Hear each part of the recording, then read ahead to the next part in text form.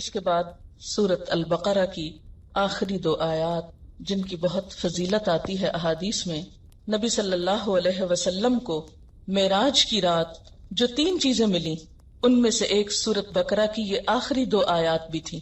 نبی صلی اللہ علیہ وسلم جب آسمانوں پر تشریف لے گئے تھے معراج کے موقع پر تو اس وقت یہ 2 آیتیں بھی آپ کو دی گئی تھیں. یہ صحیح مسلم کی روایت ہے. اسی طرح ایک اور روایت میں آتا ہے کہ اس سورت کی آخری آیات آپ صلی اللہ علیہ وسلم کو ایک خاص خزانے سے عطا کی گئیں. کہاں سے عطا کی گئیں؟ ایک خزانے سے جو عرش الہی کے نیچے ہے. اور یہ آیات آپ کے سوا کسی اور نبی کو نہیں دی گئیں. پھر یہ کہ ان آیات کے آخر میں حضرت معاذ رضی اللہ تعالی عنہ آمین کہا کرتے تھے، اور ظاہر ہے کہ انہوں نے یہ عمل نبی صلی اللہ علیہ وسلم سے دیکھا ہوگا. نبی صلی اللہ علیہ وسلم نے ان آیات کے بارے میں یہ بھی فرمایا ہے کہ جو شخص سورۃ بقرہ کی آخری 2 آیتیں رات کو پڑھ لیتا ہے اس کو یہ کافی ہو جاتی، یعنی اس کی حفاظت کے لیے. اس کے اس پڑھنے کی بدولت اللہ تعالیٰ اس کی حفاظت فرماتے ہیں. چلیے اب یہ آیتیں پڑھتے ہیں. آمن الرسول بما انزل الیہ من ربہ والمؤمنون کل آمن باللہ وملائکتہ وکتبہ ورسلہ لا نفرق بین احد من رسلہ وقالوا سمعنا واطعنا غفرانک ربنا والیک المصیر. رسول اس چیز پر ایمان لائے جو آپ کی طرف، آپ کے رب کی طرف سے نازل کی گئی، اور سارے مومن کلن سارے کے سارے آمن باللہ وملائکتہ وکتبہ ورسلہ اللہ پر ایمان لائے اور اس کے فرشتوں پر اور اس کی کتابوں پر اور اس کے رسولوں پر. اور انہوں نے کیا کہا؟ لا نفرق بین احد من رسلی، ہم اس کے رسولوں میں سے کسی ایک کے درمیان فرق نہیں کرتے. اور ایمان لا کر کیا کہا؟ وقالوا سمعنا واطعنا، بولے ہم نے سن لیا اور ہم نے اطاعت کی، ہم بات مانیں گے.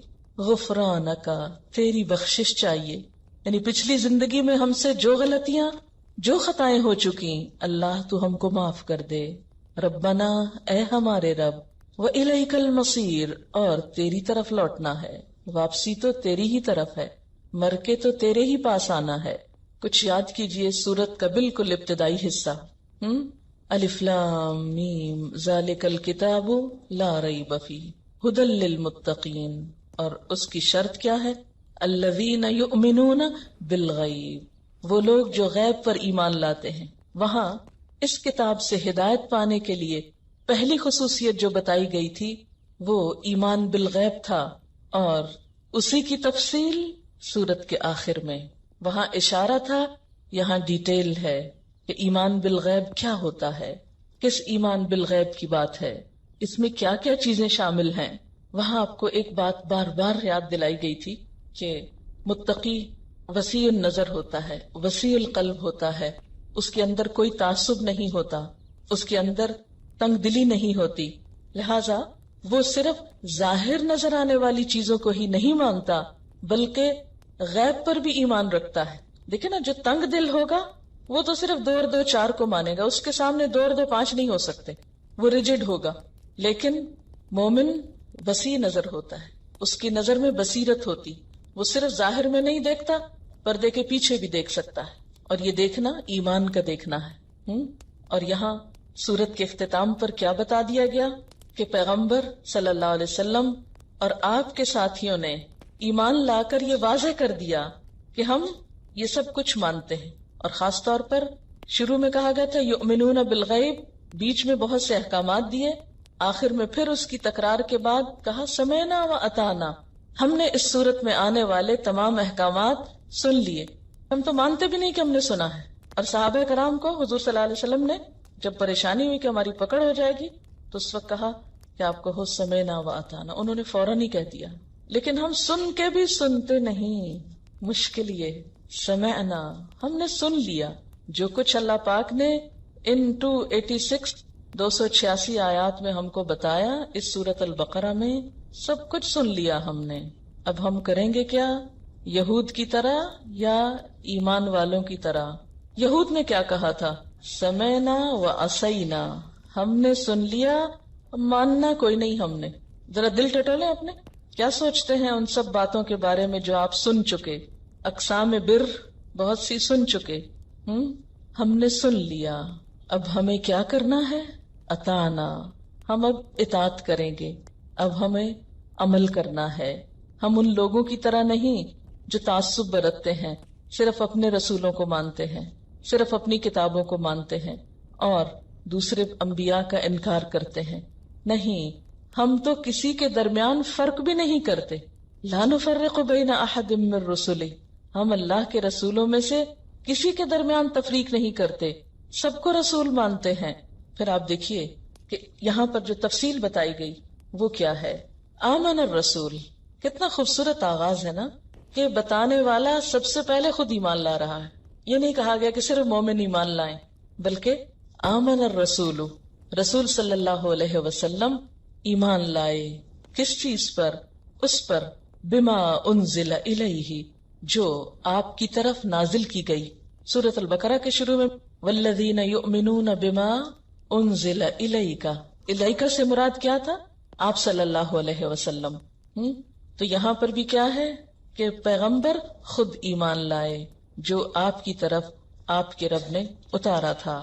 آمن الرسول بما انزل الیہ من ربہ، کیونکہ جب تک بتانے والا خود پوری طرح کنونسڈ نہ ہو، خود ایمان نہ رکھتا ہو، خود اس کا شرع صدر نہ ہو، خود اس بات کی تصدیق نہ کرتا ہو جو وہ دوسروں کو بتا رہا ہے، تو اس کے بتانے میں بھی وہ کنونسنگ پار نہیں ہوتی، تاثیر نہیں ہوتی۔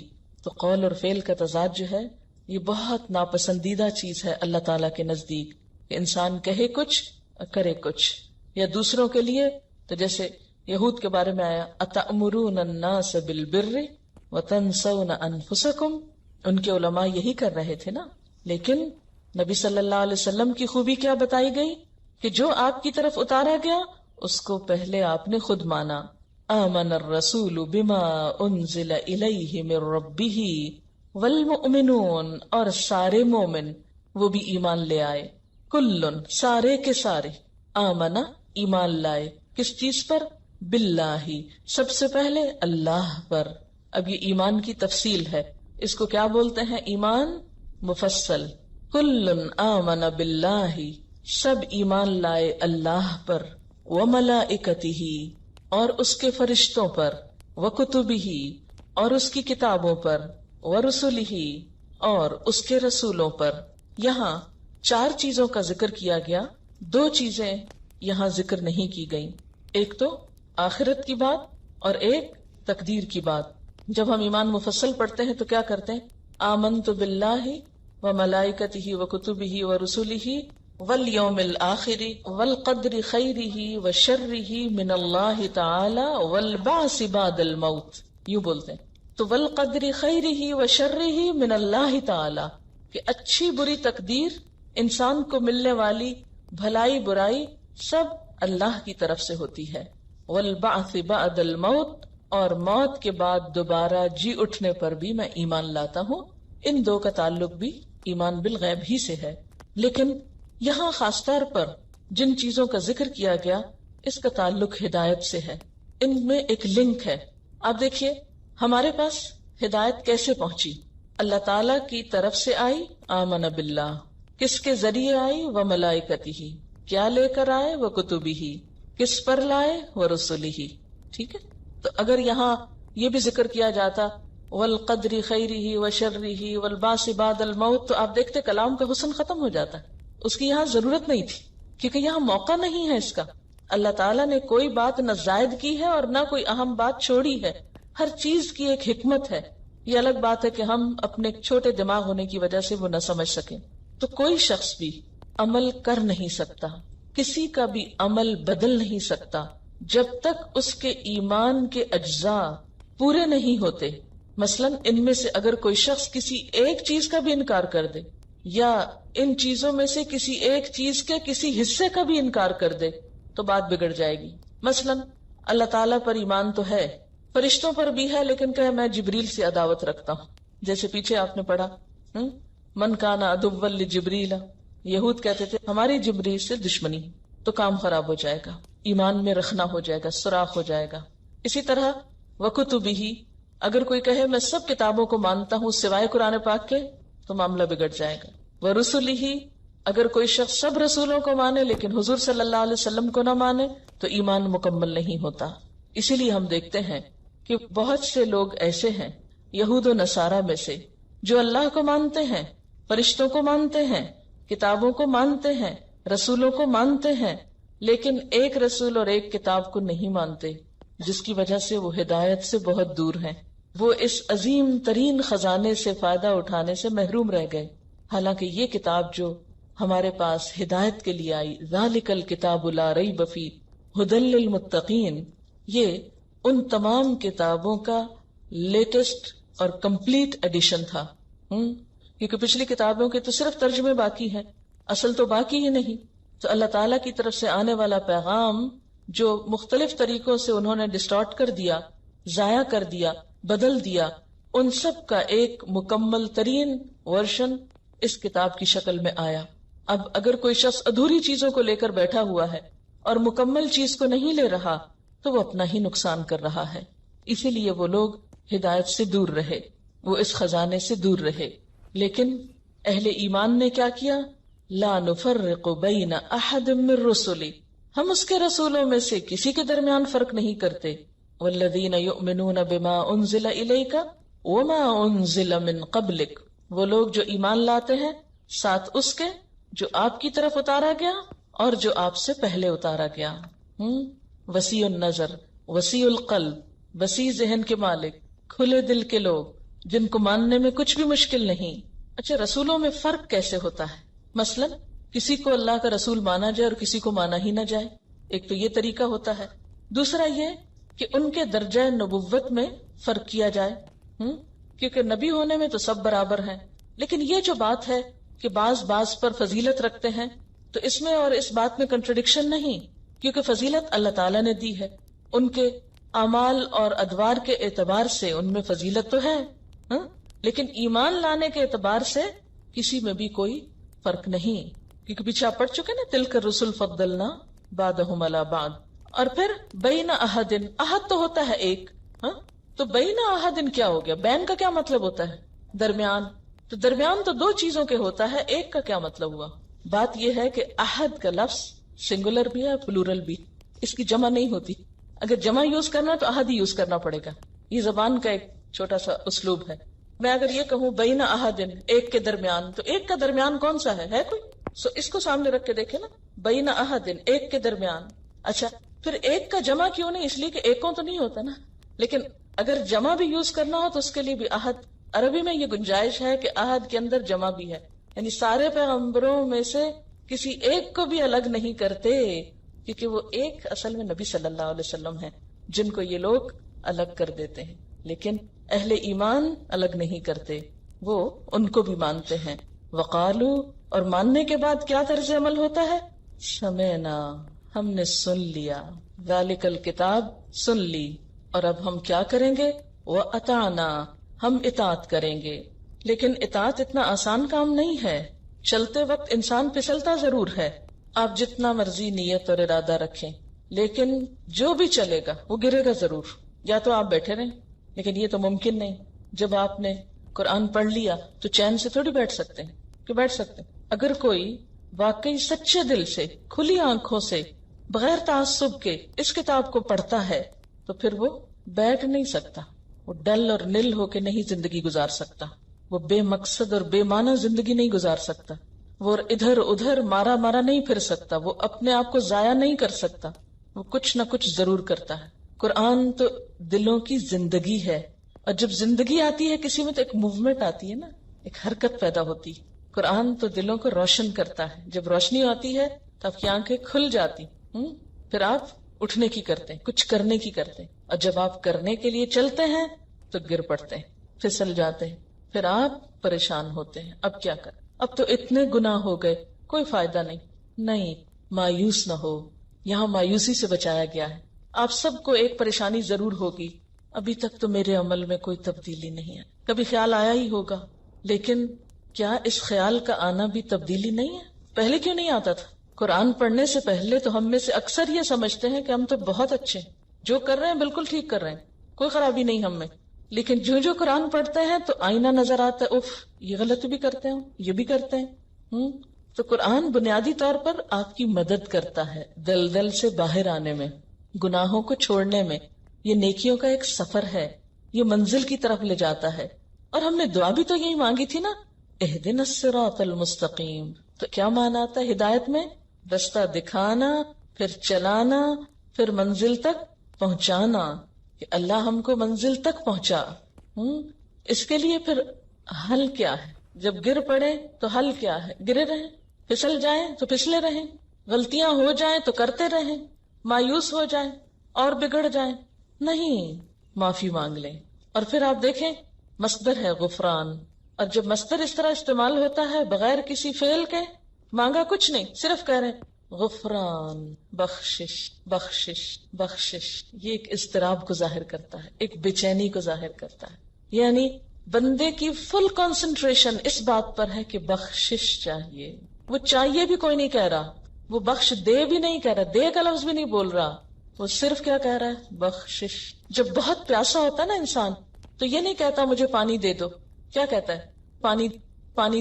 جس بندے کے اندر اپنے گناہوں کا احساس ہو جائے، میں گناہگار ہوں، میرا کیا ہوگا، میں بار بار پھسل جاتا ہوں، مجھ سے پھر غلطی ہو جاتی، میں نے تو پچھلی زندگی میں بہت غلطیاں کی ہیں، بہت بڑے بڑے گناہ کیے ہیں، بہت ظلم کیا ہے، میرا کیا ہوگا، میں چاہتا تو ہوں کہ نیک بن جاؤں لیکن کیسے؟ تو اس کے لیے کیا ہے؟ غفرانک، غفرانک، تیری بخشش، تیری توجہ، تیرا بننا چاہتا ہوں، تو ڈھانپ لے، تو معاف کر دے۔ ربنا، اے ہمارے رب۔ آپ دیکھیے کہ عام دعاؤں میں کیا آتا ہے؟ ربنا اغفر لنا، پہلے ربنا آتا ہے پھر دعا آتی ہے۔ یہاں کیا انداز ہے؟ پہلے طلب ہے پھر ہے ربنا، ہے نا سٹائل فرق؟ غفرانک ربنا، بہت خوبصورت انداز ہے۔ وَإِلَيْكَ الْمَصِيرُ، اور تیری ہی طرف واپسی، تیری طرف تو آنا ہے، تجھ سے بھاگ کے کہاں جا سکتے ہیں؟ قرآن پاک میں سورۃ الرحمن میں اللہ تعالیٰ فرماتے ہیں یا معشر الجن والانس ان استطعتم ان تنفذوا من اقطار السماوات والارض فانفذوا لا تنفذون الا بسلطان۔ اے جنوں اور انسانوں کے گروہ، یا معشر الجن والانس ان استطعتم، اگر تم میں استطاعت ہے، اگر تم کر سکتے ہو، ان تنفذوا، کہ تم بھاگ نکلو، بھاگ جاؤ کہیں، من اقطار السماوات والارض، آسمان و زمین کے کناروں سے، فنفذوا، بھاگ دکھاؤ، بھاگو تو، لا تنفذون، نہیں بھاگ سکتے، الا بسلطان، مگر بڑا زور چاہیے، بڑی قوت چاہیے۔ آپ دیکھیں کہ آپ اگر یہ چاہیں کہ کہیں زمین کا کنارہ ملے آپ کو اور آپ وہاں سے چھلانگ لگائیں کسی اور پلانٹ پہ، تو اس کے لیے کیا کرنا ہوگا آپ کو؟ نمبر 1 تو کنارہ ہی نہیں ملے گا۔ اللہ نے اس کو بنایا ایسا کہ آپ چلتے جائیں، جہاں سے چلے تھے وہیں پہنچ جائیں گے، کنارہ ہی نہیں ملے گا۔ نمبر 2، اگر آپ کنارے کے بغیر نکلنا چاہیں، جیسے اسپیس شٹل نکلتی ہے، تو کبھی اٹھتے ہوئے دیکھا اس کو کس طرح نکلتی ہے؟ وہ زمین کا جب مدار وہ چھوڑتی ہے اور چاند میں داخل ہوتی ہے تو اس کا اٹھنا آپ نے دیکھا کبھی؟ کتنا زور اور کتنی قوت اور کتنی انرجی چاہیے ہوتی ہے۔ اس میں ایک بات تو یہ ہے کہ نکل تو سکتے ہیں، زمین سے نکل سکتے ہیں، آسمان سے نہیں نکل سکتے۔ یعنی زیادہ سے زیادہ ہم کیا کریں گے؟ زمین سے اٹھ کے آسمان کی طرف چلے جائیں گے، تو اس سے کیا فائدہ؟ للہ ما فی السماوات وما فی الارض، اللہ کے لیے ہے جو زمین میں اور جو آسمان میں۔ زمین سے نکل کے بھاگو گے بھی، یہاں سے نکل کے چاند پہ جا بیٹھو گے تو چاند بھی اللہ کا ہے، وہاں پکڑ لے گا۔ مریخ پہ جاؤ گے وہاں بھی پکڑ لے گا۔ کہاں جاؤ گے؟ ہے کوئی راستہ، کوئی گوشہ، کوئی جگہ جہاں اللہ کی ذات نہ ہو، جہاں اس کی پکڑ سے چھوٹ سکو اور بچ سکو؟ کوئی نہیں۔ تو پھر بھاگنے کی کوشش نہ کرو، نافرمانی نہ کرو، کیا کرو؟ پلٹ آؤ۔ توبہ کس چیز کا نام ہے؟ پلٹ آنے کا۔ اللہ بہت غلطیاں کر لی، بہت نافرمانیاں کر لی، بہت ظلم کر لیا، اپنی جان پہ بھی اور دوسروں کے اوپر بھی، اب مجھے معافی چاہیے۔ غفرانک، تیری معافی چاہیے، تجھ سے چاہیے، تو نظر کرم فرما۔ اور غفرانہ کا لفظ غافارہ سے ہے، جس کا معنی ہوتا ہے ڈھانپ دینا، چھپا دینا۔ اللہ ہمارے قصور چھپا دے، ہمارے گناہوں کی گندگی کا ڈھیر چھپا دے، کسی کو نظر نہ آئے، کوئی اور نہ دیکھ لے، کسی کو نہ پتا چلے. کیونکہ انسان جب چھوٹی سی غلطی بھی کرتا ہے یا کوئی بڑی غلطی کرتا ہے تو فوراً کیا کرتا ہے؟ اس کو چھپانے کی کوشش کرتا ہے. مثلاً آپ نے دیکھا ہوگا بچے جب کبھی کچھ توڑ دیتے ہیں تو پھر کیا کرتے ہیں؟ چھپے پھرتے ہیں. اور آپ بازو کو ڈھونڈتے ہیں کدھر کیا بچہ مل کیوں نہیں رہا، تو کسی دروازے کے پیچھے چھپا ہوا. اس وقت آپ سوچتے ہیں، سینس کرتے اس نے کچھ کیا ہے، تب یہ چھپ رہا ہے. پھر آپ پوچھتے ہیں کیا کیا ہے، جو کہتا ہے گلاس ٹوٹ گیا. تو بالکل اسی طرح انسان کی بھی یہ فطرت ہے کہ غلطی کرنے کے بعد کیا چاہتا ہے؟ اس غلطی کا پتہ نہ چلے کسی کو، چھپ جائے گی. تو اللہ تعالیٰ سے پھر کیا مانگتا ہے؟ اللہ ڈھانپ دے، غفرانک، ڈھانپ دے، معاف کر دے، ہمارے قصور چھپا دے. وَإِلَيْكَ الْمَصِيرُ، واپسی جو تیری طرف ہے، آنا جو تیرے پاس ہے، پوچھ جو ہوگی، حساب جو ہوگا. لا یکلف اللہ نفسا، نہیں تکلیف دیتا اللہ کسی نفس کو، کسی جان کو. یکلف کاف لام فے، تکلیف دینا، بوجھ ڈالنا. اللہ کسی جان پہ بوجھ نہیں ڈالتا. الا مگر، وسعہا اس کی وسعت کے مطابق. واو سین عین، وسع وسعت، قوت، علم، عقل، مال، وقت، زندگی اور دیگر تمام صلاحیتیں وسعت کہلاتی ہیں. یعنی انسان کو جو کچھ ملا ہے یہ سب انسان کے لیے ایک وسعت ہے، یعنی کہاں تک انسان جا سکتا ہے. دیکھیں نا، قوت کی بھی ایک لمٹ ہوتی ہے، اس سے آگے آپ کے پاس طاقت نہیں. علم کی بھی ایک لمٹ ہے، اسی طرح عقل کی، آپ کی انٹیلیجنس کی، مال کی، وقت کی، زندگی کی، ہر چیز کی ایک لمٹ ہے نا. ایک حد سے زیادہ آگے جا کے ختم ہو جاتا ہے. تو ہر شخص کو جتنی قوت، علم، عقل، مال وغیرہ ملا ہے وہ کیا ہے؟ دراصل اس کی وسعت. تو ہر انسان کو اتنی ہی تکلیف دی جائے گی، اتنا ہی اس سے پوچھا جائے گا، یا اس پر اتنی ہی ذمہ داری ڈالی جائے گی جتنی اس کے پاس طاقت ہے. مثلاً ایک شخص کھڑے ہو کے نماز نہیں پڑھ سکتا تو اس سے حساب نہیں ہوگا. اس کا حساب کس میں ہوگا کہ بیٹھ کے پڑھی تھی کہ نہیں. ایک شخص جانتا ہی نہیں، پتہ ہی نہیں اس کو، اور اس لیے نہیں پتا کہ اس کو پتا کرنے کا موقع ہی نہیں ملا، کیونکہ ہم نے اس کا غلط معنی لیا نا کہ پتہ ہی نہیں کرتے. یہ نہیں اس کا معنی، یعنی اس کو موقع ہی نہیں ملا کہ پتا کرے، اس کے پاس علم ہی نہیں. وہ پیدا ہوا کہیں افریقہ کے گھنے جنگلوں میں جہاں دن کو سورج کی روشنی بھی نہیں آتی تھی. کہاں اس کے پاس کتابیں اور اسکول اور علم کی روشنی جو آپ کے پاس ہے. تو اب اس کا حساب اور آپ کا برابر تھوڑی ہوگا. آپ کو تو اتنی فیسلٹیز ملی، اتنے چانسز ملے، تو اس کا حساب اس کی وسعت کے مطابق کہ اس کو کیا ملا، اس کے پاس کیا پہنچا. پھر اسی طرح عقل، ایک شخص بہت سمجھدار ہے اور ایک شخص دیوانہ ہے، اب دونوں کا حساب برابر تھوڑی ہوگا. ایک شخص مجنون ہے، پاگل ہے، اب اس کا حساب تو نہیں ہوگا. لیکن ایک شخص ذہین ہے، سمجھدار ہے. کتنی سمجھ کی لمٹ ہے یہ اللہ جانتا ہے، اتنی ہی سمجھ کے مطابق اس کا حساب ہوگا جتنی اس کی وسعت ہے. کسی کو اگر عقل کو تولا جا سکتا ہوتا تو مثلاً کسی کو اگر 1 چھٹانک عقل ملی ہے تو اس کا حساب 1 چھٹانک کے اندر ہے، اور کسی کو 1 کلو ملی ہے تو وہ اس کے مطابق پوچھا اور جانچا جائے گا. پھر اسی طرح مال، کوئی فقیر ہے کسی کٹیا میں رہتا ہے، اس سے تو نہیں پوچھا جائے گا زکوٰۃ کیوں نہیں دی. اور ایک شخص ملینئر ہے، اس کا حساب اور طرح ہوگا. اسی طرح وقت، ایک شخص بہت مصروف ہے اور مصروفیت بھی کسی جائز کام میں ہے، اس کا حساب اور طرح ہے. اور ایک شخص جس کے پاس بہت فارغ وقت ہے، وہ ایسے ہی بےہودہ ادھر ادھر گھومتا پھر رہا ہے، کبھی اس کو پریشان کر، کبھی کچھ کر، اس کے پاس کوئی زندگی کا مقصد نہیں، کوئی ٹارگٹ نہیں، اس کی پوچھ اور طرح ہوگی کہ اللہ نے یہ سب کچھ کس لیے دیا تھا؟ بیکار گھومنے پھرنے کو؟ تو وقت بھی کس کے پاس کتنا ہے؟ زندگی کے مختلف اوقات میں مختلف وقت ہوتے ہیں. مثلا آپ میں سے جو بچیاں ہیں ان کے پاس وقت زیادہ ہوتا ہے مثلا پڑھنے کے لیے، اس لیے ان کی پوچھ بھی اور طرح ہونی چاہیے. جو خواتین ہیں آپ میں، ان کے اوپر شوہر کی ذمہ داریاں ہیں، اس کو بھی خوش رکھنا، بچوں کی ذمہ داریاں ہیں، پھر رشتہ داریاں ہیں، کیونکہ جو بچیاں ان کے تو سارے کام ان کی مائیں کر دیتی، رشتہ داروں سے بھی نبھا لیتی ہیں، ادھر ادھر سب کچھ کر لیتی، بلکہ پکا کے کھلا بھی دیتی. آپ میں سے جو شادی شدہ خواتین ہیں ان کو تو جا کے پکانا بھی ہے، کھلانا بھی ہے، اگر پکا ہوا بھی ہو تو اس کو دیکھنا ہے کہ سب کو کس طرح دیا جائے یا کس طرح مینج کیا جائے. گھر کی ذمہ داریاں بھی ہیں، پھر عمر کا تقاضا بھی ہے، پھر اب ذہن بھی اس طرح کام نہیں کرتا. تو کتنا فرق ہے دونوں میں. اب دونوں کے ساتھ ایک جیسا معاملہ تو نہیں ہو سکتا. تو ہر انسان کے ساتھ وہی معاملہ ہوگا جس کی اس میں استطاعت ہے. پھر اسی طرح زندگی جو ہے یہ ہر ایک شخص کو مختلف ملی. کوئی 13 سال کی عمر میں فوت ہو جاتا ہے، کوئی ایک پیدا ہوتے ہی فوت ہو جاتا ہے، کوئی 100 سال کی زندگی پاتا ہے. تو اب جو بچپن میں ہی فوت ہو گیا اس کا حساب کیا ہوگا؟ اس کا تو حساب نہیں ہوتا، کیونکہ جب تک ایک بچہ بالغ نہیں ہوتا اس کا حساب نہیں ہے. تو جن کو لمبی عمر ملی تو انہوں نے اپنے لیے نیکیاں بھی زیادہ اکٹھی کی، اور اگر خدا نہ خواستہ غلط کام کیے تو گناہ بھی بہت اکٹھے کیے. تو لا یکلف اللہ نفسا الا وسعها، اللہ تکلیف نہیں دیتا کسی نفس کو، کسی جان کو، مگر اس کی وسعت کے مطابق. وسعت کس کس چیز میں؟ قوت میں، علم میں، عقل میں، مال میں، وقت میں، زندگی میں، صحت میں، وغیرہ وغیرہ. صحت کا لفظ میں نے اس لیے اضافہ کر دیا کہ بعض لوگ بہت اچھی ہیلتھ کے مالک ہوتے ہیں، بہت ایکٹیو ہوتے ہیں، بہت قوت رکھتے ہیں، ان کا حساب اور طرح. کچھ لوگوں کی صحت بہت خراب ہوتی، ہر وقت بیمار رہتے ہیں، کسی نہ کسی مشکل میں گرفتار رہتے ہیں.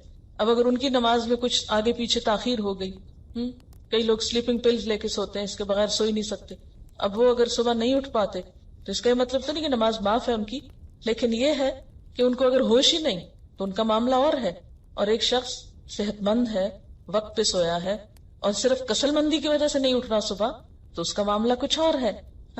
تو اللہ تعالیٰ جب انسانوں کے درمیان فیصلہ کرے گا تو صرف یہ نہیں دیکھا جائے گا کہ کون کیا لے کر آیا، یہ بھی دیکھا جائے گا کون کن حالات میں کیا لے کر آیا، کون کن حالات میں کیا لے کر آیا، کس کو میں نے دیا کیا تھا اور اس میں اس نے کیا کیا، اس کا استعمال کیا ہوا. لہا ما کسبت، اس کے لیے ہے جو اس نے کمایا. کسب کس کو کہتے ہیں؟ کاف سین بے، کسبہ کا مطلب ہوتا ہے ہاتھ کی کمائی. یعنی کوئی شخص اپنے ہاتھ سے جو کماتا ہے اس کا فائدہ اسی کو جاتا ہے. یعنی اگر کوئی شخص اپنے لیے کوئی اچھے کام کرتا ہے تو اس کا فائدہ وہ خود پائے گا، لیکن شرط کیا ہے؟ وہ کام اس نے خود کیا ہو. اس سے یہ بات پتہ چلتی کہ جس چیز میں انسان کی نیت اور کوشش شامل نہیں ہوتی اس کو اجر بھی نہیں ملتا، اسے کوئی فائدہ نہیں ہوتا. محض تمنائیں اور آرزویں، اچھا یہ ہو جائے وہ ہو جائے، اس سے کوئی فائدہ نہیں جب تک آپ کچھ کرنے کی نیت نہ کریں. اور پھر صرف نیت کر کے ہی نہ بیٹھے رہیں، اٹھ کر کچھ کرنے کی کوشش نہ کریں. یہ الگ بات ہے کہ کوشش کے باوجود ہوا نہیں تو آپ کو نیت کا ثواب مل جائے گا. اچھا، پھر آپ سوچ رہے ہوں گے شاید کہ صدقہ جاریہ پھر کیا ہوا؟ وہ انسان خود تو نہیں کر رہا ہوتا، بعد میں آنے والے لوگ کر رہے ہوتے ہیں. کیا کیا ہوتا ہے صدقہ جاریہ؟ انسان کی اولاد، انسان کا مال، انسان کا علم، یہ 3 چیزیں انسان کے لیے صدقہ جاریہ بنتی. اب آپ مجھے بتائیے کہ یہ صدقہ جاریہ کیسے بن گئی؟ اولاد کام کر رہی ہے، ثواب ماں باپ کو جا رہا ہے. ابھی تو میں نے کہا تھا جب تک نیت اور ارادہ شامل نہ ہو اور کوشش شامل نہ ہو، اور جیسے کہا گیا لہا ما کسبت، تو فائدہ کچھ نہیں. اولاد انہی والدین کے لیے صدقہ جاریہ ہوتی ہے جو اس کی اچھی تربیت کرتے ہیں، جو کوشش کرتے ہیں کہ ہمارے بچے دین پر ہوں. مال اسی شخص کے لیے صدقہ جاریہ بنتا ہے جس کے لیے انسان نے کوشش کی ہو، محنت سے حلال کمائی کا کمایا ہو اور پھر اسے نیکی کے کام میں لگایا ہو. کیونکہ پیچھے آپ پڑھ چکے نا کہ اللہ تعالیٰ صدقہ قبول نہیں کرتے جب تک کہ وہ حلال کمائی سے نہ ہو. حرام کا صدقہ نہیں قبول ہوتا. لہٰذا اگر کوئی شخص اپنے ہاتھ کی کمائی سے یا اپنی ملکیت کے مال سے، بعض مال آپ خود نہیں کماتے، مثلا شوہر نے آپ کو حق مہر دیا، تب آپ نے کمایا تو نہیں، لیکن یہ کہ آپ کی ملکیت ہے یہ، یا ماں باپ سے کچھ وراثت میں مل گیا، تو چونکہ ماں باپ پر آپ کا کچھ حق ہوتا ہے تو وہ مال آپ کو اس رشتے کے عوض یا خون کے تعلق کے عوض مل گیا، لیکن آپ خود مالک ہیں اس مال کو آپ نے کسی اچھے کام میں لگایا، وہ آپ کے لیے صدقہ جاریہ ہوگا. اسی طرح علم، تو علم میں بھی تو ارادہ اور کوشش ہے نا. آپ نے اچھی نیت سے علم حاصل کیا، اس لیے نہیں کیا کہ ہم دوسروں پہ چڑھائی کر سکیں اور دوسروں کو ہرا سکیں اور دوسروں کو جواب دے سکیں اور دوسروں کو بتا سکیں کہ دیکھو ہم کتنے قابل ہیں، اس لیے نہیں، بلکہ اللہ کی رضا کے لیے، سیدھا رستہ پانے کے لیے. تو جو شخص اچھی نیت سے اچھے کام کرتا ہے، علم حاصل کرتا ہے، پھر اس کو سکھاتا ہے، تو اس کی کوشش ہو گئی نا بیچ میں، تھوڑی کی تو تھوڑی، زیادہ کی تو زیادہ، جتنی اس نے ایفرٹ کی اور جتنا اس نے اس بات کا ارادہ کیا کہ زیادہ سے زیادہ لوگوں کو مجھ سے فائدہ پہنچ جائے، چاہے وہ سامنے بیٹھ کے فائدہ پہنچائے یا کسی بیک سپورٹ کے ذریعے. اب وہ کیا ہے، جو اس کی کوشش تھی اس کا صلہ اسی کو ملے گا. مثلا کہ میں ایک کوشش کر رہی ہوں کیونکہ میں بولتی نظر آ رہی ہوں آپ کو، لیکن اس بولنے میں ہو سکتا ہے کسی اور کا ہاتھ ہو، مجھے کوئی چیز کسی نے لکھ کر دی ہو، کوئی چیز کسی نے بتائی ہو، آخر مجھے بھی تو کسی نے سکھائی نا، تبھی میں آگے بول رہی ہوں. تو اس میں جتنی میرے پیچھے کوششیں ہیں، جنہوں نے مجھ کو سکھایا، جنہوں نے مجھے سپورٹ کیا، جنہوں نے مجھے فیسیلیٹیٹ کیا، وہ اگرچہ سٹیج پر نہیں بیٹھے ہوئے، لیکن اس کوشش میں ان کا بھی ہاتھ، ارادہ اور نیت شامل ہے، اور اس کے ذریعے وہ آگے جا رہا ہے. اب بول میں رہی ہوں، لیکن میرے بولنے میں ان کے لیے بھی صدقہ جاری ہے، کیونکہ ان کی بھی کوشش بیچ میں ہے. تو لہا ما کسبت، جب انسان کسی اچھے کام کے لیے کوشش اور نیت کرتا ہے، خواہ وہ کوشش کسی کے سامنے آتی ہے یا نہیں آتی، لیکن جتنا جتنا جس نے حصہ ڈالا اتنا اتنا اس کو اجر و ثواب مل گیا. جس نے نیت بھی کی اور پھر کوشش بھی کی، اس کو ثواب مل گیا. بعض اوقات ہم ایک کام نہیں کرتے لیکن اس کا کریڈٹ لے لیتے ہیں، اور اکثر لوگوں کو یہی شوق ہوتا ہے جو نہیں کیا وہ بھی ہمارے نام لگ جائے، لوگوں کو پتا چل جائے کہ ہم نے کیا، تاکہ ہمیں واہ واہ ہو جائے ہماری. چھوٹی چھوٹی چیزوں پہ خوش ہوتے ہیں نا، کیونکہ بڑی خوشی کا پتہ جو نہیں، تو یہ چھوٹی چھوٹی چیزیں ہم کو پھسلاتی رہتی ہیں. تو یاد رکھیں، یہ جو صدقہ جاریہ کا کانسیپٹ ہے، اس کے اندر بھی دراصل چھپی ہوئی کوشش ہی شامل ہوتی ہے انسان کی. جس کی تھوڑی کوشش اس کا تھوڑا صدقہ جاریہ، جس کی زیادہ کوشش اس کا زیادہ صدقہ جاریہ. مثلا جو زیادہ مال خرچ کرتا ہے، زیادہ اچھی نیت سے کرتا ہے، جو زیادہ اچھی تربیت دیتا ہے اپنے بچوں کی، اور اگر بچے بےچارے خود ہی رول کھول کے تربیت پا رہے ہیں تو ماں باپ کے لیے پھر کیا صدقہ جاریہ ہوا؟ وہ تو جنہوں نے ان کو سکھایا ان بچوں کو، انہی کے لیے ہو جائے گا نا. بعض ماں باپ تو ایسے بدقسمت بھی ہوتے ہیں کہ بچے اچھا کام کرنا چاہتے ہیں، الٹا ان کو منع کرتے ہیں کہ یہ نہ کرو. لا علمی ہے، کیونکہ لا علمی جو ہے نا، جہالت، یہ 100 ہلاکتوں کی جڑ ہے، کیونکہ پتہ ہی نہیں اس کا فائدہ کتنا ہے. تو اگر وہ نہیں اپنی اولاد کو سپورٹ کرتے، کم از کم نیت ہی کر لیں، یہ خوشی ہو جائے اس پر کہ شکر ہے ہماری اولاد کو اچھا کام کر رہی. دعا ہی کر دیں، مال سے ہی کچھ مدد کر دیں. اگر خود کچھ بھی نہیں کیا آپ نے، مثلا کچھ ماں باپ خود نہیں پڑھ پاتے، اب ان کا شوق کیا ہوتا ہے ہماری اولاد پڑھ جائے، اس کے لیے وہ دن رات محنت کرتے ہیں، ان کو سکھاتے ہیں، بتاتے ہیں، مال ان پہ خرچ کرتے ہیں. تو اب ان کے اپنی اندر جو کمی رہ گئی وہ کس میں جا پوری ہوئی؟ اولاد میں پوری ہوئی. اسی طرح بعض ماں باپ خود تو نیک ہوتے ہیں، اولاد کو کچھ نہیں بتاتے، اولاد سخت غلط کام کرتی، قیامت کے دن کیا ہوگا؟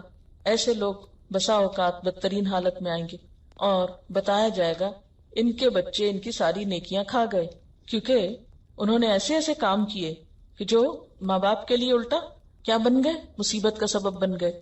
اور وہ کیوں؟ ان کی غفلت اور کوتاہی سے. تو ہمیں دنیا میں اپنے بچوں کے لیے دعا بھی کرنی چاہیے، کوشش بھی کرنی چاہیے، علم کے لیے دعا بھی کرنی چاہیے. کون سی دعا ہے علم کی؟ رب زدنی علما. اور کوشش بھی کرنی چاہیے. یہ دعا پڑھ کے اگر آپ سویرے گھر پہ بستر پہ دوبارہ سو جائیں، صرف تمنائیں ہیں تو بھی اللہ کو پتا ہے کر کیا رہے ہو تم. اسی طرح مال ہے لیکن خیر کے راستے میں نہیں خرچ کرنے کو دل چاہتا. ہمارے خرچ کیے بغیر اگر نیکی کا کام آگے سے آگے بڑھ رہا ہے تو ہمارا ایسا کچھ نہیں، چاہے ہم کتنے خوش ہوتے رہے اس کو دیکھ دیکھ کے، جب تک ہمارے پیسے اس میں نہیں پڑیں گے. اس لیے لہا ما کسبت، لہا ہر شخص کو کیا ملے گا، یعنی اللہ بوجھ تو نہیں ڈالے گا، وہ تو نہیں پوچھے گا جو ہمارے بس میں نہیں. دیکھیں نا، بسا اوقات ہم چاہتے ہیں ہماری اولاد نیک ہو، ہم کوشش بھی کرتے ہیں، وہ نہیں ہوتی. بعض اوقات ہم مال اللہ کے راستے میں خرچ کرنا چاہتے ہیں مگر ہماری ضرورتیں اپنی نہیں پوری ہوتی. بعض اوقات ہم کسی کو سکھانا چاہتے ہیں، ہمیں موقع ہی نہیں ملتا، کوئی سیکھنے کو تیار ہی نہیں ہوتا. ایسا بھی تو ہوتا ہے. اب اس میں ہماری تو پوری تمنا اور کوشش، لیکن کوئی آگے چانس ہی نہیں مل رہا تو اللہ نہیں پوچھے گا. لا یکلف اللہ نفسا الا وسعها. جو ہمارے پاس تھا ہم نے لگا دیا، ہم نے محنت کر لی، ہم نے تڑپ لیا، ہم نے دعائیں بھی کر لی، لیکن کوئی ترقی نہیں ہوئی، کوئی کامیابی نہیں ہوئی، نہ علم میں، نہ مال میں، نہ اولاد میں. تو کل قیامت کے دن اللہ تعالیٰ ایسے شخص کو پکڑ کے سزا دے گا کہ کیوں نہیں تم نے مال کیوں نہیں خرچ کیا، یا تم نے اولاد کو کیوں نہیں سدھارا، یا تم نے اور کوئی خیر کا کام کیوں نہیں کیا. نہیں، اس لیے کہ ہم نے تو چاہا تھا لیکن ہو نہ سکا. اب بعض اوقات کیا ہوتا ہے، پچھلی زندگی میں کوئی کمی کوتاہی ہو جاتی. دیکھیں نا، اب مثلاً آپ اس ایج میں آ کے آپ کو دین کی سمجھ ہوئی، جب آپ جوان تھے اور آپ کے بچے چھوٹے تھے، آپ کے ہاتھ میں تھے، آپ کو سمجھ نہیں تھی. اب وہ بڑے ہو گئے، انڈیپینڈنٹ ہو گئے، وہ آپ کی سنتے نہیں. اب کیا، اب بس دعائیں کریں. جو وقت گزر گیا اس کے لیے کیا ہے؟ غفرانک. اب ہم نے سنا ہے، اب ہم مانیں گے. جو پیچھے ہو چکا، غفرانک، اس کے لیے معافی چاہتے ہیں. اور پھر اللہ تعالیٰ کیا فرماتے ہیں؟ ٹھیک ہے، لا یکلف اللہ نفسا الا وسعها. غم نہ کرو، رنجیدہ نہ ہو، اللہ تعالیٰ وسعت کے مطابق ہی حساب لے گا. وعلیہا، اور اسی طرح انسان کے ذمہ ہے، انسان پر پڑے گا کیا؟ مکتسبت، جو اس نے کیا. اکتساب کس کو کہتے ہیں؟ کسب اور اکتسبہ کا روٹ ایک ہی ہے. اکتسبہ کا مطلب ہوتا ہے صرف اپنے لیے کرنا. کسبہ اپنے اور دوسرے دونوں کے لیے کرنا. اسی لیے آپ دیکھیں نا، اولاد کے لیے کرنا بھی کسب ہے، ٹھیک ہے نا. جب انسان کوئی کمائی کرتا ہے تو بچوں کو بھی دیتا ہے نا، تو دوسروں کے لیے بھی کسب کر رہا ہے. لیکن اکتسبہ ہوتا ہے صرف اپنی ذات کے لیے کرنا. تو اس سے کیا پتہ چلتا ہے کہ انسان اگر غلط کام کرتا ہے تو اس کی ذمہ داری خود صرف اس کے اپنے اوپر ہے، اس کے بچوں پہ نہیں جائے گی. یا بچے غلط کام کرتے ہیں تو اس کی ذمہ داری پھر ماں باپ پہ نہیں جائے گی، کیونکہ ماں باپ نے نہیں چاہا کہ وہ غلط کریں. پھر اکتسبہ بھلائی اور برائی دونوں کے لیے استعمال ہوتا ہے. تو وَعَلَيْهَا اور اسی پر ذمہ داری ہے، مَكْتَسَبَتْ جو اس نے کمایا.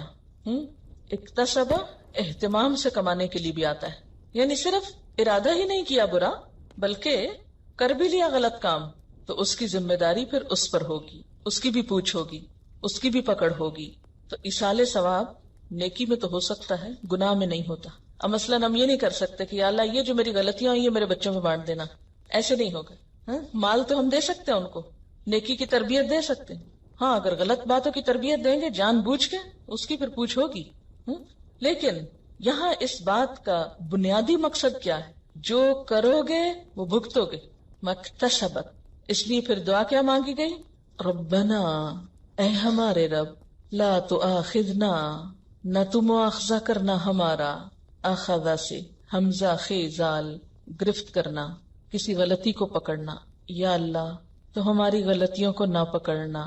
ان نسینا، اگر ہم بھولے، نون سین یہ نسیا بھولنا، خواہ غفلت کی وجہ سے ہو یا حافظے کی کمزوری کی وجہ سے ہو یا کسی بھی اور وجہ سے، یا اللہ جو بھول چوک ہم سے ہو جائے اس پہ ہم کو نہ پکڑنا، یعنی بلا ارادہ کوئی کام ہو جانا. او اخطأنا، یا ہم نے خطا کی. خطا غلطی، اس کی دو صورتیں ہوتی ہیں. نمبر 1، جو چیز پسندیدہ نہ ہو، مستحسن نہ ہو، اس کا ارادہ کرنا اور کر گزرنا، ایسی خطا قابل گرفت ہے. اسی طرح دوسرا یہ کہ ارادہ تو اچھے فعل کا کیا لیکن غلطی سے اس کے خلاف ہو گیا، ایسی خطا قابل مواخذہ نہیں. نبی صلی اللہ علیہ وسلم نے فرمایا، رفع عن امتی الخطأ والنسیان، میری امت سے اٹھا لیا گیا کیا؟ خطا اور نسیان.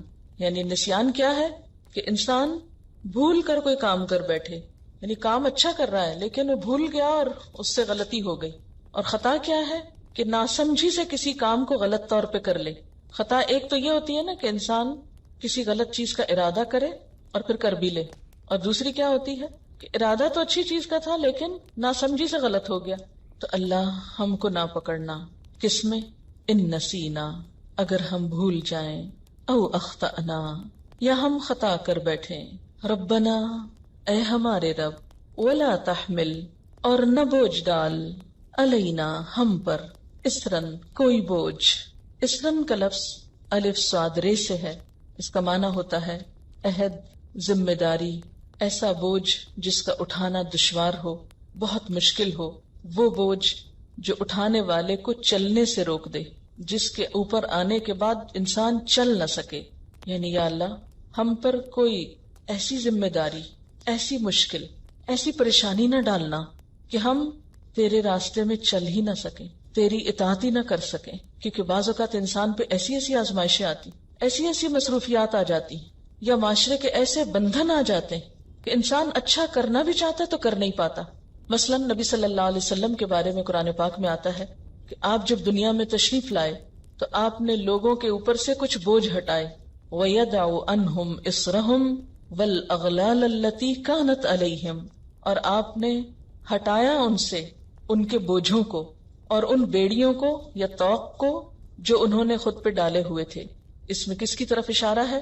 ان پابندیوں، ان رسموں کی طرف جو پچھلی کتابوں والوں نے یا پچھلے ادیان والوں نے اپنے اوپر ڈال رکھی تھی اپنی مرضی سے. جیسا کہ آگے آیا، مزید آیت کے اندر ہی وضاحت ہے، کما حملتہ، جیسا کہ تو نے ڈالا اس کو، علی الذین من قبلنا، ان لوگوں پر جو ہم سے پہلے تھے. گزشتہ امتوں پر دو طرح کے بوجھ تھے. ایک تو ان پر اللہ تعالی کی طرف سے کچھ پابندیاں عائد کی گئیں، اور دوسرے انہوں نے خود بھی اپنے اوپر بہت سی پابندیاں عائد کر لی یا بوجھ ڈالی. اللہ تعالیٰ کی طرف سے کیا پابندیاں تھیں ان پر؟ مثلا ان کی شریعت کے کچھ احکامات ان کے لیے بہت مشکل تھے. مثلا آپ کو یاد ہوگا کہ بچڑے کی پرستش کرنے والوں کے لیے جب توبہ کی بات ہوئی تو اس کے لیے 7 شرط کیا تھی؟ قتل۔ پھر اسی طرح یہود کی شریعت میں صرف قصاص تھا، دیت یا معافی نہیں تھی، قتل عمد کی صورت میں۔ پھر اسی طرح ان پر زکوٰۃ 4تھا حصہ تھی، ہم پر کتنی ہے؟ 40واں حصہ۔ پھر اسی طرح ان کو حکم یہ تھا کہ اگر کسی کپڑے پر پیشاب لگ جائے یا نجاست لگ جائے تو دھونے سے نہیں پاک ہوگا، اس کو کاٹ کے پھینکنا پڑے گا۔ کتنی مشکل ہوگی۔ پھر اسی طرح غنیمت کے اموال ان پہ حرام تھے، تو یہاں دعا کیا مانگی گئی کہ یا اللہ اپنے دین میں بھی ہمارے اوپر ایسی پابندیاں اور ایسے بوجھ نہ ڈالنا کہ جو ہم اٹھا نہ سکیں، جن پر ہم عمل نہ کر سکیں۔ اور دوسری طرح کی ان پر پابندیاں اور بوجھ کیا تھے؟ ان کے اپنے خود ساختہ رسم و رواج اور طور طریقے، اور دین میں خود ساختہ اضافے۔ مثلا حائضہ عورت کے ساتھ وہ کیا کرتے؟ اس کو بالکل کاٹ کے گھر سے الگ بٹھا دیتے، نہ اس کے ہاتھ کا کھاتے، نہ اس کو چھوتے، اس کے ہر چیز کو ناپاک سمجھتے۔ حالانکہ شریعت میں ان کو یہ پابندی نہیں دی گئی تھی، مگر انہوں نے خود اپنے لیے پابندی کر لی۔ جیسا کہ قرآن پاک میں بھی آتا نا کہ وَلَٰكِنْ كَانُوا أَنفُسَهُمْ يَظْلِمُونَ، یہ لوگ اپنی جانوں پہ خود ظلم کرتے تھے۔ تو اللہ تعالیٰ ہمارے لیے ایسی پابندیاں نہ ہوں، ایسے بوجھ نہ ہوں جو ہم اٹھا نہ سکیں۔ پھر اسی طرح اس سے مراد یہ بھی ہے کہ یا اللہ مشکلات ایسی نہ ہوں کہ جن کی وجہ سے ہم تیرے رستے پہ نہ چل سکیں۔ اب دیکھیے کہ بسا اوقات زندگی میں ایک انسان بہت سموتھ جا رہا ہوتا ہے نا، اچھے اچھے کام کر رہا ہے، بھاگ دوڑ کر رہا ہے، نمازوں میں خوب خشوع و خضوع ہے، صحت ہے، طاقت ہے، سڈنلی کوئی نعوذ باللہ ایکسیڈنٹ ہو جاتا ہے، اب وہ قیام، رکوع، خشوع سب ختم ہو گیا، اب ایک معذور والی نماز پڑھی جا رہی، یا ایسی کوئی بیماری ہوگی کہ روزہ ہی نہیں رکھ پاتے، ہے نا، تو وہ کتنا دل کڑتا ہے نا۔ یا اسی طرح کوئی ایسی مصروفیت آ گئی کہ جس کی وجہ سے بہت سے نیک کاموں میں جانا، بھاگ دوڑ سب رک گیا۔ بسا اوقات گھر والوں کی ایسی پابندیاں ہوتی ہیں، خصوصاً خواتین کے لیے، کہ ان کے لیے ہر چیز پہ بین لگ جاتا ہے۔ مثلاً ایک لڑکی ہے، شادی سے پہلے نیکی کے کاموں میں بڑھ چڑھ کے حصہ لے رہی، ایسی جگہ شادی ہوئی، سسرال ایسے ملے کہ جن کو یہ سب باتیں سخت ناپسند، سب دینی دوستوں سے ملنا بند، اور بالکل جیسے تالاب سے مچھلی نکال کے پھینک دی جائے الگ تو وہ تڑپتی ہے، ایسے ہی بعض بچیوں کا حال ہوتا ہے کہ سارے ایک دینی ماحول ہے، سرکل سے کٹ کے بالکل الگ تڑپ نہیں ہے۔ تو ایسی چیزوں سے بھی پناہ مانگنی چاہیے کہ یا اللہ ایسے حالات نہ آ جائیں کہ جن کی وجہ سے ہم تیرے دین پہ نہ چل سکیں۔ ربنا، اے ہمارے رب، ولا تحملنا، اور نہ تو اٹھوانا ہم کو، ما لا طاقت لنا بہ، جس کی ہم میں طاقت نہیں۔ اللہ ہم پہ ایسی پابندیاں نہ ڈالنا، ذمہ داریاں نہ ڈالنا، ہم پہ ایسی ذمہ داریاں عائد نہ کرنا، ہم سے ایسے بوجھ نہ اٹھوانا کہ جن کو ہم اٹھا نہ سکیں، جن کو اٹھانے کی طاقت نہیں۔ واعف عنا، اور ہم کو معاف کر دینا۔ واعف عنا، عفو عین فے واو، معاف کرنا، گناہوں کو نامہ اعمال سے مٹا دینا۔ اللہ ہم کو معاف کر دینا، ہمارے گناہوں کو مٹا دینا۔ واغفر لنا، اور ہم کو بخش دینا، ہم کو ڈھانپ دینا۔ وارحمنا، ہم پہ رحم فرمانا۔ انت مولانا، تو ہمارا مولا ہے۔ واو لام یہ، مددگار، غم گسار، تنگی ترشی میں کام آنے والا۔ اور مولا کا ایک اور معنی مرجع، کہ جس کی طرف مشکلات میں رجوع کیا جائے۔ انت مولانا، تو ہمارا مولا ہے، تجھ سے ہم مدد مانگتے ہیں، تو مشکلات میں ہمارے کام آنے والا ہے، تیری ہی طرف ہم لوٹتے ہیں، تیری ہی طرف ہم رجوع کرتے ہیں۔ یہ جب کہتے ہیں نا انت مولانا، تو یوں لگتا ہے جیسے ہر چیز سے انسان پلٹ کر اپنے رب کے دامن میں جا چھپتا ہے۔ انت مولانا، تو ہمارا مددگار ہے، تیرے پاس ہمارے لیے پناہ ہے۔ فانصرنا، پس مدد فرما ہماری، علی القوم الکافرین، ان لوگوں پر جو انکاری ہیں، جو مانتے نہیں، کیونکہ ایک طرف مومنون ہے اور دوسری طرف کافرین ہیں، ایک طرف ماننے والے ہیں اور دوسری طرف انکار کرنے والے ہیں۔ قدرتی طور پر پھر یہ دو گروہ بن جاتے ہیں، دونوں ایک دوسرے کے مقابل آ جاتے ہیں۔ تو اللہ تو ہم کو ایسے لوگوں کے مقابلے میں مدد دینا، ہمارے ہاتھ مضبوط کر دینا جو ہمیں تیری راہ پر چلنے نہ دیں، کیونکہ تیری طاقت، تیری توفیق، تیرے اذن اور تیری تائید کے بغیر ہم کچھ نہیں کر سکتے، کیونکہ ہم تو کمزور ہیں۔ انت مولانا فانصرنا علی القوم الکافرین، تو ہمارا مولا ہے، کافروں کے مقابلے میں ہماری مدد کر، ہمارا ہو جا، ہم تیرے راستے پر نکلے ہیں، تو ہمارے لیے اس کو آسان کر دے، آمین۔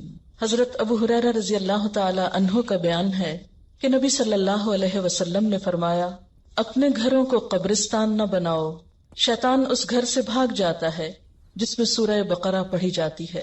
حضرت ابو امامہ رضی اللہ تعالی عنہ بیان کرتے ہیں کہ نبی صلی اللہ علیہ وسلم نے فرمایا، قرآن مجید پڑھا کرو، کیونکہ وہ قیامت کے دن اپنے پڑھنے والوں کے لیے سفارشی بن کے آئے گا۔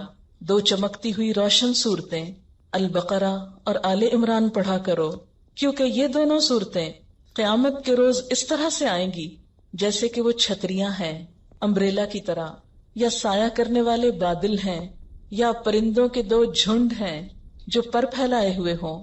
وہ اپنے پڑھنے والوں کی طرف سے حجت پیش کرنے والی ہوں گی، ان کی طرف سے جھگڑا کریں گی۔ سورت البقرہ پڑھا کرو، کیونکہ اس کا اختیار کرنا برکت ہے، اس کا چھوڑ دینا حسرت ہے، اور باطل پرست اس کو برداشت نہیں کر سکتے۔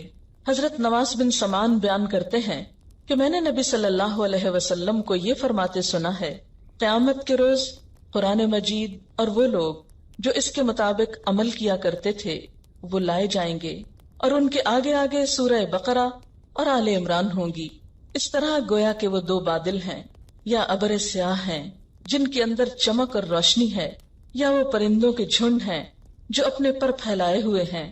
یہ دونوں صورتیں اپنے پڑھنے والوں کے لیے حجت پیش کرتی ہوئی آئیں گی کہ اللہ تعالیٰ ان کو سزا نہ دے۔ یہ صحیح مسلم کی روایت تھی۔ ایک اور روایت ہے صحیح مسلم ہی کی، حضرت عبداللہ بن عباس کا بیان ہے کہ ایک مرتبہ حضرت جبریل علیہ السلام نبی صلی اللہ علیہ وسلم کی خدمت میں حاضر تھے کہ یکایک انہوں نے آسمان کی طرف سے ایک ایسی آواز سنی جیسے کسی شتیر یا پھاٹک کو کھولنے کی آواز آتی ہے۔ حضرت جبریل علیہ السلام نے اپنا سر اوپر اٹھا کر دیکھا، پھر نبی صلی اللہ علیہ وسلم سے عرض کیا کہ یہ آسمان کا ایک دروازہ ہے جو آج پہلی دفعہ کھولا گیا ہے اور اس سے پہلے کبھی نہ کھولا گیا۔ اتنے میں اس دروازے سے ایک فرشتہ نازل ہوا۔